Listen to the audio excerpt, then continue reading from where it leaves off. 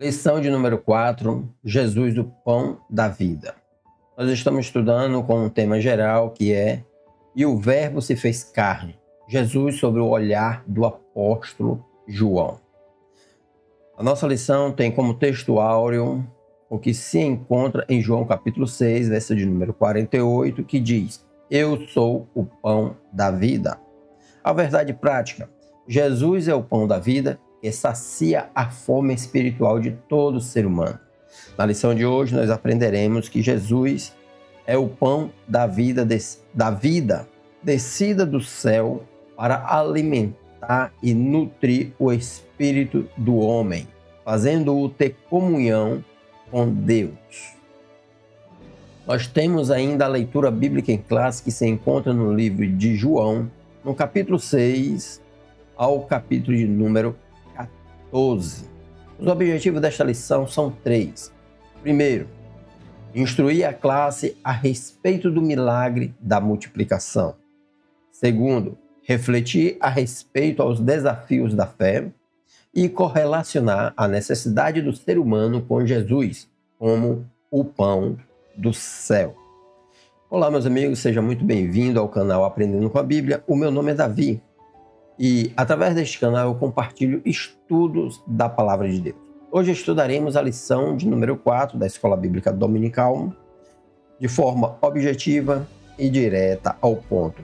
Você está convidado a se inscrever no canal, caso assim deseje. Deixe o seu gostei e também os seus comentários, assim você me ajudará a compartilhar a Palavra de Deus com mais pessoas, tá bom? A nossa lição ela tem 3 tópicos e cada tópico ela vai seguir também os seus subtópicos. Nesse primeiro tópico, nós vamos, que tem como título Jesus, a multidão e o milagre da multiplicação. Nós veremos como Jesus fez o milagre e como Jesus alimentou toda aquela multidão. Lembrando que o texto bíblico fala de aproximadamente 5.000 homens, porém não existia apenas 5.000 homens. É importante ressaltar que existiam mulheres, existiam crianças e também adolescentes. Os homens, conforme a cultura judaica, eles eram contados a partir dos 20 anos. Então tinha muita gente abaixo desses 20 anos e tinha também mulheres que não entravam na contabilidade. O texto ele é específico em dizer que Jesus estava alimentando basicamente 5.000 homens, fora, é claro, as crianças e as mulheres. Então o milagre foi muito maior do que o que nós pensamos, muito maior do que o que nós encontramos relatado na Bíblia. Se bem que lá ele já está sendo bem objetivo, o apóstolo João está sendo bem objetivo em destacar que ali era mais de 5.000 homens. Tá bom? Então, a nossa lição, temos aqui no primeiro tópico a respeito dessa história e tem também o subtópico que diz a multiplicação de pães e peixes. O Evangelho de João relata um dos mais impressionantes milagres de Jesus, quando ele conseguiu alimentar quase 5.000 homens com 5 pães e 2 peixinhos. Aí eu me lembro muito até do louvor, né? Assim, quem poderia imaginar que uma criança iria ajudar, ou um menino, um jovem, um adolescente, que provavelmente tinha ali abaixo dos seus 17 anos. A narrativa do milagre dos pães e peixes está presente nos 4 evangelhos. Veja só que foi algo que impactou tanto os discípulos, que impactou tanto o povo de Israel no início ministerial de Jesus, que este milagre está contido nos 4 relatos do evangelho do Senhor Jesus Cristo.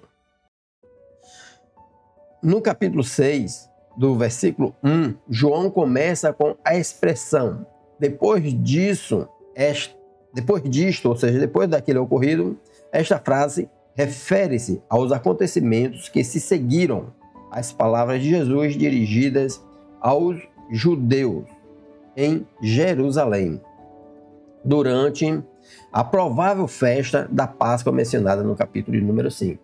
Nós vamos ver, pelo contexto histórico bíblico, que estava próximo da festa da Páscoa, né? E ali Jesus, ele multiplica pão, alimenta toda uma multidão em que está buscando a ele, está indo ao encontro dele. Aqui vale ressaltar que também, após Jesus ter multiplicado os pães, Jesus se afasta com os discípulos, buscando ali ficar um pouquinho mais sós com ele, com os seus discípulos. Nós vamos ver que os discípulos estavam no barco, Jesus deixou eles irem um pouco adiante e depois Jesus foi por onde? Por cima das águas. Ou seja, Jesus estava mostrando para os seus discípulos a sua divindade e que de fato ele era o Cristo, o enviado de Deus para salvar a nação de Israel e, consequentemente, toda a humanidade. Estava se cumprindo ali, naquele exato momento, diante dos olhos dele, milagres jamais vistos. Nós vamos encontrar no segundo tópico, no segundo subtópico, o seguinte: como o único milagre mencionado nos 4 evangelhos, o evangelista procura mostrar a multiplicação de pães e peixes neste capítulo como uma manifestação do poder ilimitado de Jesus. Veja só que no mesmo capítulo nós vamos encontrar que Jesus anda por cima das águas ao encontro dos discípulos. Por esta razão, ele destaca a imagem de Jesus ao alimentar uma imensa multidão composta por homens, mulheres, jovens e crianças que o seguiam.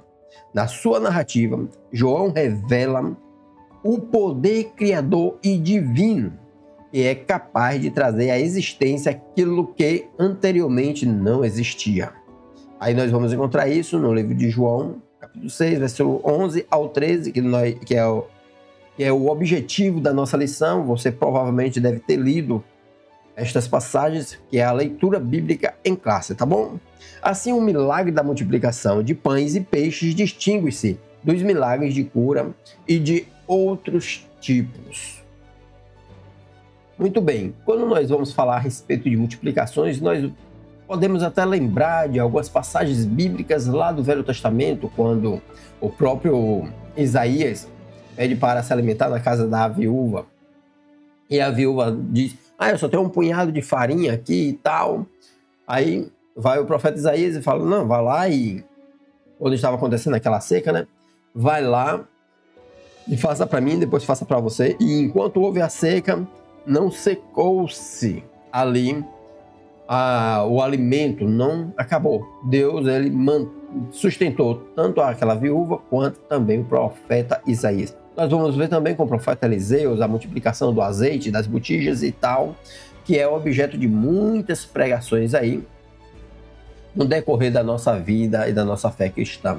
Essa história está bem fresquinha em nossas mentes e aqui não será diferente. Jesus, mais uma vez, ele faz a multiplicação, só que desta vez ele não faz apenas render para vários dias.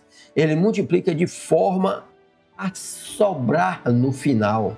O povo todo come à vontade, repete quantas vezes queriam e, por fim, ainda sobram mais de 12 cestos. Então, Jesus, a multiplicação e o milagre ali para alimentar todo aquele povo. No subtópico 3, diz qual era o interesse da multidão. Pessoal, esta parte da lição é a parte que mais chamou a minha atenção. Espero que chame também a sua. Pois assim está escrito: Jesus percebeu que a multidão o seguia devido aos milagres e curas que realizava, mas não para escutar a sua mensagem. Veja só que negócio, né, pessoal? As pessoas estavam ali buscando não a presença de Deus, não as palavras que poderiam salvar, que poderia transformar, que poderia perdoar os pecados dele. Eles estavam procurando nada mais, nada menos que o alimento físico. Eles estavam procurando uma cura. E aí é onde vai acender o nosso alerta. Qual a nossa motivação para buscarmos ao Senhor? Se eu te perguntar por que você é um cristão, você pode dizer, porque tem medo de ir para o inferno? Porque você ama o Senhor? Porque você quer se relacionar com Jesus? Qual tem sido a sua motivação em buscar a Deus? Essa é uma pergunta que eu vos faço e faço também a mim neste exato momento. O que tem nos motivado a buscar a Deus? A Bíblia Sagrada ela vai nos ensinar que nós devemos buscar, em primeiro lugar, o reino de Deus. Inclusive, esse texto bíblico ainda é até mesmo alterado. Veja só o que diz a Bíblia Sagrada. Aqui no livro de Mateus, no capítulo 6, do versículo 30 ao 33. Ora, se Deus veste assim a erva do campo, que hoje existe e amanhã é lançada no forno, quanto mais a vós outros, homens de pequena fé. Portanto, não vos inquieteis, dizendo que comeremos, que beberemos, ou com que nos vestiremos. Porque os gentios é que procuram todas estas coisas, pois vosso Pai Celeste sabe que necessitais de todas elas. Buscai, pois, em primeiro lugar o seu reino e a sua justiça, e todas estas coisas vos serão acrescentadas. Muitas pessoas usam esse texto para fazer uma doutrinação da teologia da prosperidade. Mas Jesus ele está falando para que nós não viemos ficar inquietos com aquilo que devemos comer ou beber ou até mesmo vestir. Que o nosso anseio precisa ser o alimento espiritual. Que o nosso anseio precisa ser em buscar a presença, em buscar fazer a vontade de Deus, do Pai Celeste. Jesus veio para nos mostrar que temos essa necessidade. Não só isso, ele veio também para nos saciar. Então, nós estamos hoje aprendendo e sendo até mesmo também exortado a respeito disto, porque muitas vezes nós vamos para a igreja simplesmente para ver um irmão, para ver uma irmã, para ver o pastor pregar. Nós não vamos lá para entregar uma verdadeira adoração, como nós aprendemos na lição passada, uma verdadeira adoração que adoremos a Ele em espírito e em verdade. Nós aprendemos que a água que jorra para a vida eterna vem de Cristo, e esta não vem a saciar o corpo, não vem hidratar o corpo, mas vem hidratar o Espírito Santo. O Espírito, o nosso Espírito, através do Espírito Santo. E hoje nós estamos aprendendo do verdadeiro pão que é descido do céu, que desta vez vai nutrir agora o corpo, não apenas hidratar o Espírito, como agora vai nutrir o Espírito que habita em nós através do Espírito Santo, através da palavra de Deus, através dos ensinamentos de Jesus Cristo. E continuando, ele diz assim: em Jerusalém, os líderes religiosos judeus não apenas rejeitavam a Jesus como Messias, como também procuravam a sua morte. Ao deixar Jerusalém, o Senhor desejou afastar-se para estar a sós com os discípulos, mas a presença da multidão frustrou este desejo. Jesus queria ter um momento a sós com os seus discípulos, mas quando Jesus, nas montanhas ali, separado, achando que estava em um local reservado, quando ele menos espera, chega uma multidão procurando ele pelos motivos errados. Então, está procurando ele porque estava precisando de um emprego, naquele caso era cura, era aleijados, era coxos, era cegos, e que Jesus de fato os curava, e Jesus tem a cura ainda hoje, ele faz milagres nos dias de hoje.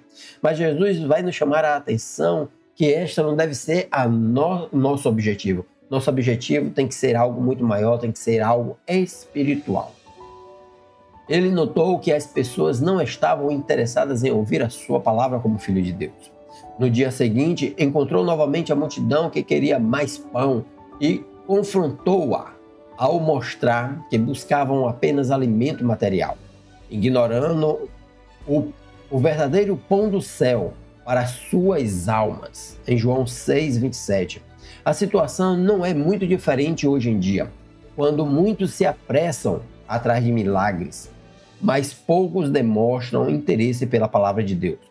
De fato, nosso Senhor compreende as necessidades humanas, mas Ele sabe que não são os grandes milagres que resolverão os problemas da pessoa, pois é preciso algo mais profundo para alimentar as almas.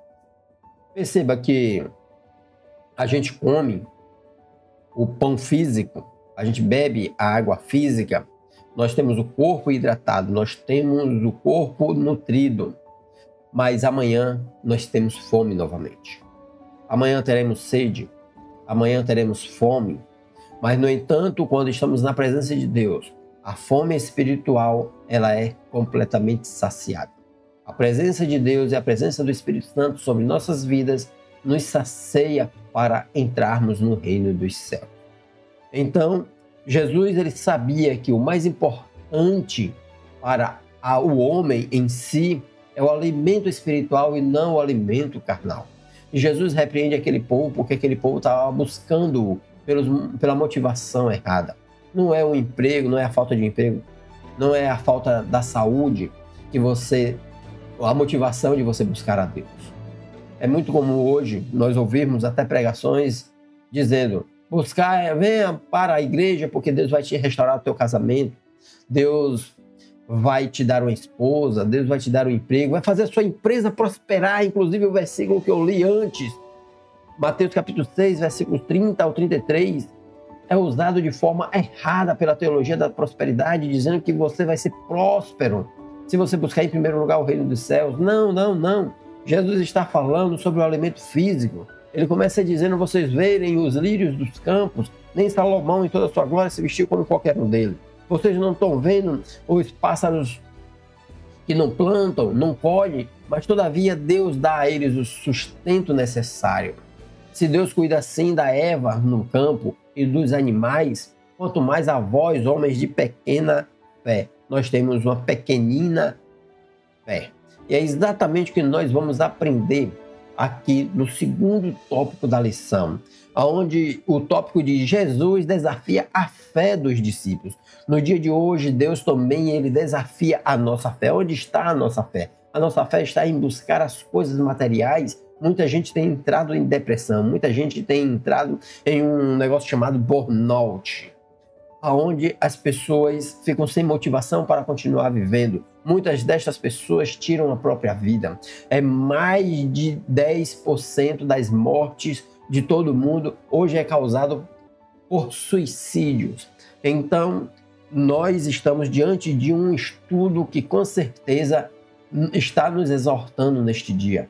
Está nos trazendo a luz da verdadeira esperança, que é Jesus. Jesus é a nossa esperança, Jesus é o verdadeiro pão que desceu do céu, Jesus é a água que nos faz transbordar, jorrar para a vida eterna. Que nós venhamos beber desta água, que nós venhamos a nos alimentar também desta água. O primeiro subtópico diz: e Jesus subiu ao monte. Que monte seria este? Não existe uma designação específica para a localização deste monte, tal como em toda a região montanhosa. Havia algumas elevações de terreno que, embora não fossem particularmente altas, podiam servir como um local adequado para Jesus se dirigir aos seus discípulos e à multidão. Assim, ele subiu ao monte e sentou-se com seus discípulos. A partir dali, nosso Senhor avistou uma multidão que se dirigia ao seu encontro. Por isso, decidiu testar um dos seus discípulos, Filipe, perguntando-lhe: onde compraremos pão para que estes comam? Todo o relacionamento de Jesus com os seus discípulos estavam sempre fundamentados em um ensinamento. Jesus aproveitou aquele momento, como eu disse antes, para revelar-se também aos seus discípulos como o verdadeiro Messias. Nós vamos perceber o milagre da multiplicação dos pães, onde Jesus ele faz a prova ali com Filipe, e também nós vamos perceber Jesus andando sobre a face das águas depois deste episódio. Então Jesus estava ensinando aos seus discípulos que ele era o Messias, o enviado de Deus. E não só isso, estava colocando também à prova aquilo que não existia em Filipe, que era a fé. Jesus disse que se nós tivermos a fé do tamanho de um grão de mostarda, nós pediremos ao monte: atira daqui para acolá, e assim acontecerá. Pois Jesus ele nos mostra que há a necessidade de termos fé, que a nossa fé tenha que ter um fundamento. Esse fundamento é a presença de Deus, é a presença do Senhor Jesus Cristo, que o nosso fundamento esteja firmado em algo sólido, que é na pedra angular, que é o próprio Cristo. Quando Jesus fala, onde iremos comprar? E alguém responde, se tivéssemos não sei quanto de dinheiro, ainda assim não seria possível comprar o tanto de pão para sustentar toda esta multidão. Ou seja, eles estavam limitados não só na condição física, mas também na sua condição mental, na sua fé. Eles estavam esperando o lógico acontecer. Mas nosso Deus é um Deus das coisas impossíveis, é um Deus das coisas ilógicas. Ele cria tudo do nada, ele faz surgir algo do nada, ele faz brotar água da rocha, ele faz chover pão, ele faz o mar se abrir. Nosso Deus, ele é poderoso para fazer todas estas coisas e Jesus estava ali representando Deus aqui na terra. O livro de Hebreus, e nós aprendemos isso ainda nesta lição, que o próprio Cristo é o resplendor da glória de Deus. E os discípulos parece que não sabiam disso ainda, mas Jesus nos coloca à prova. Como iremos sustentar? Mas alguém chega dizendo, tem um jovem aí que está com alguns pãezinhos e alguns peixinhos, mas o que é isso para alimentar tanta gente? Ora, muitas vezes você está pensando em desistir de algo que Deus colocou em seu coração e talvez você não tenha alcançado o apoio que você espera. Talvez você está esperando que algo aconteça mais e que você se sinta preparado para fazer isto. Deixa eu te falar uma coisa, eu não me sinto preparado para dar aula. Mas eu estou aqui porque eu tenho sede, eu tenho fome, eu tenho vontade de compartilhar minhas experiências com Deus, com pessoas como você. Eu tenho vontade de mostrar para a humanidade que Jesus, ele é Deus, ele quer nos salvar, ele quer transformar as nossas vidas. E muitas vezes você acha que tem pouco conhecimento, não tem um estudo teológico. Talvez você não conheça o grego, não conheça o hebraico. E você está pensando, o que vão dizer de mim porque eu não sei falar direito? Não se preocupe com o que você vai falar, apenas abra sua boca, fala de Jesus para o povo, para que eles creiam que Jesus Cristo está em você. Aqueles discípulos também, eles não sabiam falar, eram pessoas idoutas, não tinham estudo. No entanto, a primeira pregação de Pedro, após a partida de Jesus, foram mais de 5.000 almas que se converteram. De repente você está esperando se profissionalizar, ser uma pessoa de renome, ter diplomas, para só depois você fazer o ID de Cristo. Não. Faça com o que você tem. O que você tem? Deus, ele falou para Moisés quando estava lá no passado, Moisés, o que você tem na mão? Eu tenho um cajado. Então Moisés, levanta este teu cajado. Deus falou também para Gideão, vai lá com esses 300 e eu vou derrubar os muros de Jericó com esses 300. E vocês vão ver que eu sou Deus. Jesus está falando, eu vou sustentar este povo. A Bíblia vai dizer que Jesus, ele já sabia o que iria fazer. O interessante é que João, quando fala a respeito disto, João entende, após uma convivência com Jesus, porque quando nós temos um encontro real com Cristo, nossa vida nunca mais será a mesma. Então, João teve esse relacionamento com Deus, teve esse relacionamento com Jesus, e João já sabia também, quem sabe, não nesse tempo, mas depois, o que Jesus iria fazer e que ele já sabia que iria fazer. No segundo subtópico vai falar sobre o desafio para os discípulos. O desafio é exatamente isso. Você, como discípulo, está sendo desafiado por Jesus mais uma vez, assim como Jesus desafiou Filipe.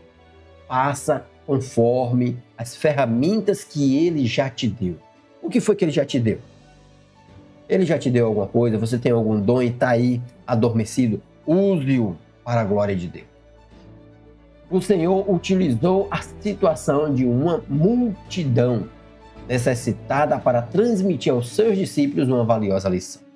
Nesse momento, os discípulos compreenderiam que muitos dos desafios da missão evangélica não podem ser superados apenas com o esforço humano. O discípulo Filipe foi colocado à prova por Jesus para enfrentar a dificuldade de alimentar esta multidão faminta. Aqui, o Senhor estava demonstrando a limitação humana em resolver problemas complexos. Naquele local, não havia comida suficiente nem possibilidade de compra para satisfazer as necessidades da multidão. O Senhor desafiava, assim, a fé dos discípulos, sempre com o intuito de promover o seu crescimento espiritual. Muitas das vezes nós estamos limitados à nossa pequeneza, à nossa fé pequena. Um certo momento na minha vida, alguém olhou para mim e disse assim: olha, nós não vamos conseguir fazer tal coisa, porque alguém disse que seria impossível. Quando eu acabei de ouvir isto, eu me lembro que eu olhei para a pessoa e disse assim: graças a Deus. E aí a pessoa até estranhou um pouquinho, mas eu falei: graças a Deus, porque quando ficou impossível, agora está fácil. Porque se é impossível, já não depende mais de mim. Se é impossível, agora só depende de Deus. Porque é Deus que é Deus dos impossíveis. As coisas impossíveis é Deus que faz e não existe nada impossível para Deus. Então, se já saiu da alçada das suas possibilidades, significa que agora é com Deus. Deixa que Deus irá fazer o impossível. O terceiro subtópico vai dizer uma lição de provisão. Deus provê as nossas necessidades. Deus, ele nos sustenta por completo. O Senhor utilizou a situação de uma multidão necessitada para transmitir aos seus discípulos uma valiosa lição. Aliás, não, esse aqui foi o que eu já li antes, né? Então é o tópico de número 3. Está faltando o tópico de número 3, não é isso? É isso aqui mesmo. Uma lição de provisão. O Senhor utilizou-se a situação de uma multidão necessitada para transmitir aos seus discípulos uma valiosa lição. Nesse momento, os discípulos compreenderiam. Não, é isso mesmo. Então, agora nós vamos para o tópico de número 3. O tópico de número 3 vai falar Jesus, o pão que desceu do céu, que é nada mais, nada menos que o título da nossa própria lição, né? Pessoal, essa atrapalhadazinha que eu tive aí agora, não se preocupe não, porque eu estou sozinho comandando tudo aqui, tá bom? Estou utilizando uma câmera aqui na frente da tela do meu computador e estou utilizando aqui, passando ao mesmo tempo, os slides. Então, veja só o esforço em que eu estou fazendo para poder trazer esta mensagem. Eu não tenho equipamentos muito sofisticados, mas estou usando o que tenho. Lembra? Usa o que você tem para chegar a mensagem de Deus através de você até outras pessoas. É isso que eu estou fazendo nesse exato momento. Eu não vou esperar ter condições de ter equipamentos sofisticados de última geração para poder transmitir a mensagem de Deus. Então vamos lá. O primeiro subtópico vai falar qual é o real interesse da multidão. No dia seguinte ao milagre da multiplicação dos pães, aqui vai essa passagem aqui, meu amigo, me chamou muita atenção e eu espero que chame também a sua.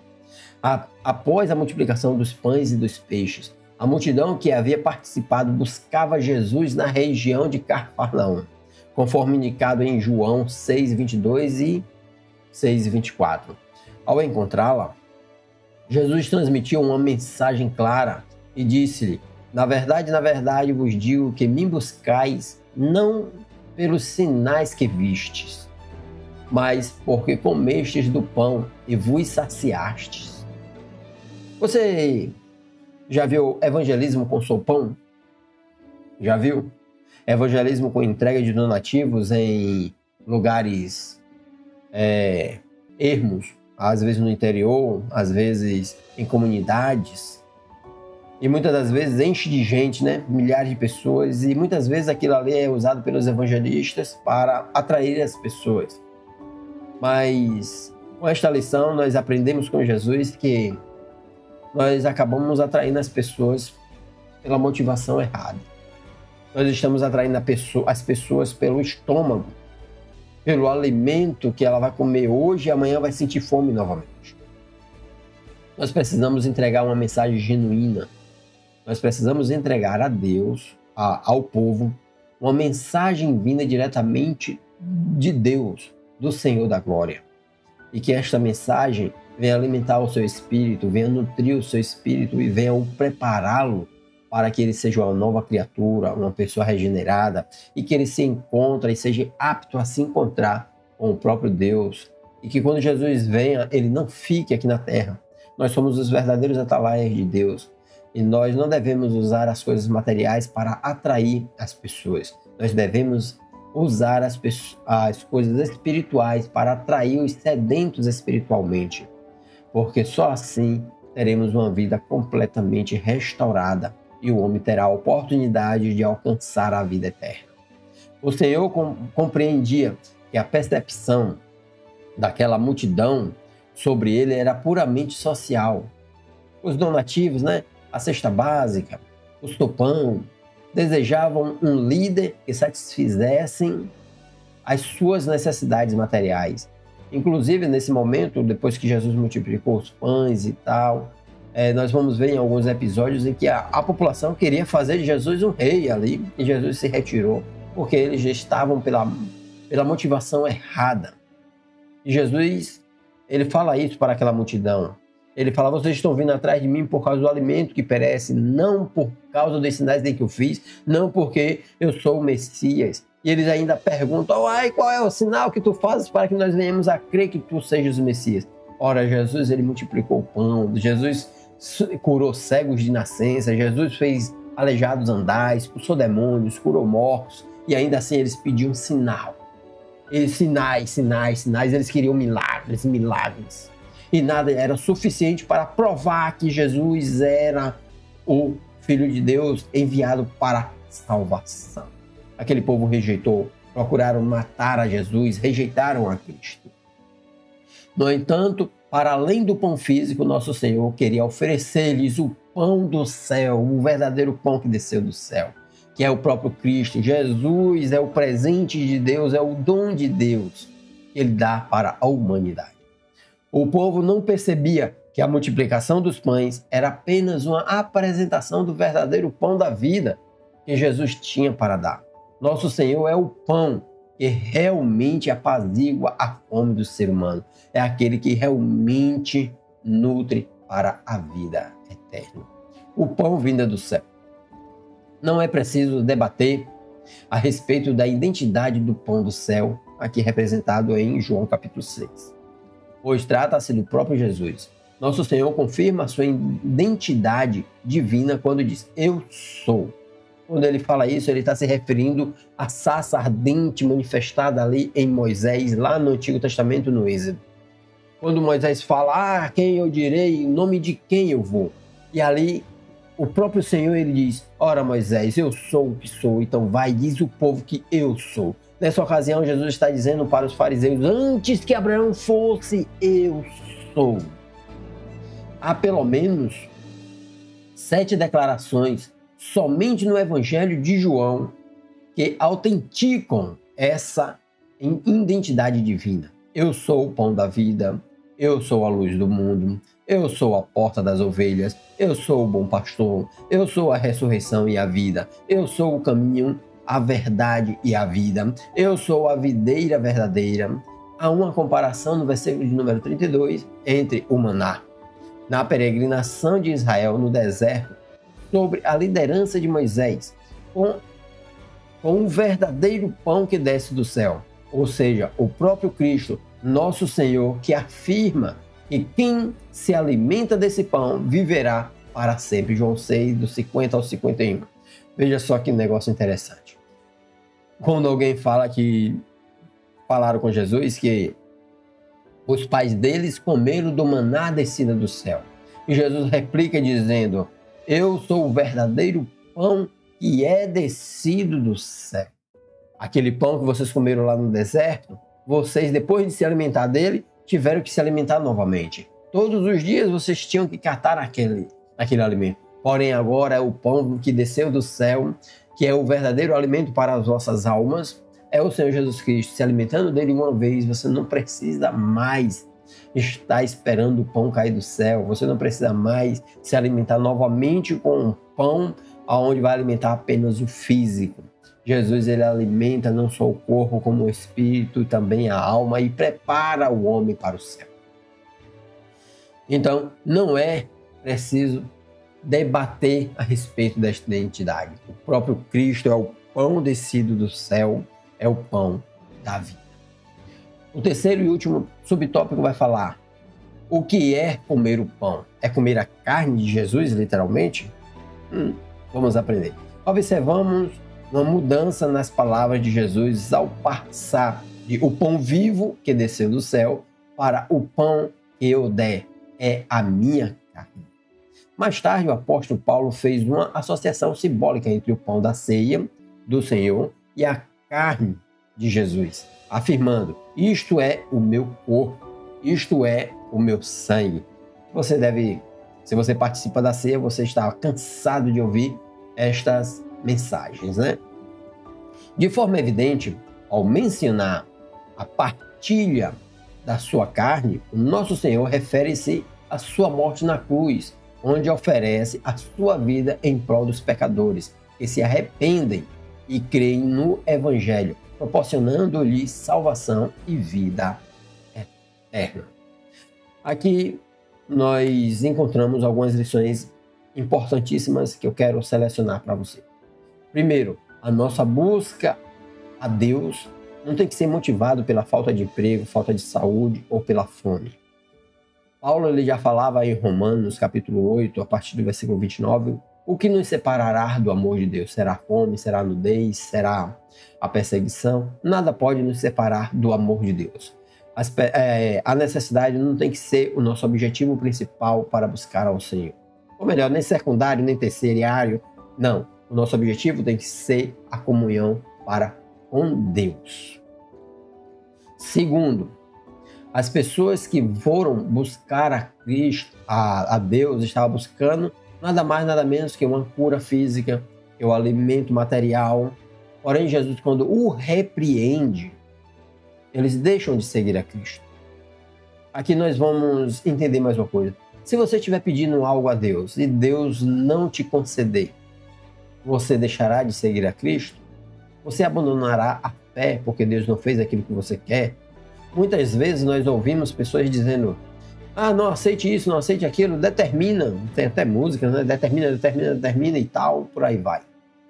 Mas se ele não te dá o que você está pedindo, você vai abandonar a sua fé? Aquele povo abandonou. Aquele povo virou as costas para Deus. E Jesus ele não estava muito preocupado com eles, não. Tanto é que ele olha para os discípulos e diz: querem vocês ir também? E aqueles discípulos dizem, através de Pedro, né? Pedro ele toma a palavra e fala: para onde iremos nós, Senhor? Se só tu tens a vida eterna. Só Jesus tem a palavra da vida eterna. A conclusão da lição. Nesta lição, compreendemos que Jesus é o pão da vida e se ofereceu por cada um de nós. Assim, aqueles que se alimentam de sua palavra satisfazem a sua fome espiritual e recebem a vida eterna. O nosso Senhor é o pão que veio do céu, um alimento inextinguível que nos nutre para sempre. Por conseguinte, não devemos limitar-nos ao alimento material, que tem uma função fisiológica relevante, porém passageira. Aspiremos, portanto, ao alimento celestial, que proporciona vida em abundância e eternamente. Pois bem, esta foi a nossa lição. Espero que você tenha gostado, que você tenha compreendido e que de alguma forma eu tenha contribuído também para o seu aprendizado. Então, não leve em consideração os erros técnicos que eu tive aqui, pois eu estou sozinho e não tenho um equipamento assim tão sofisticado. Mas, como aprendemos hoje, paremos com as ferramentas em que Deus já nos tem dado. Lá no deserto, foi uma vara na mão de Moisés. Na montanha, foram 5 pães e 3 peixinhos. E agora, vamos usar a nossa fé e fazer o ID de Cristo. Que Deus os abençoe em Cristo Jesus. Vou ficando por aqui. Até a próxima, se Deus quiser.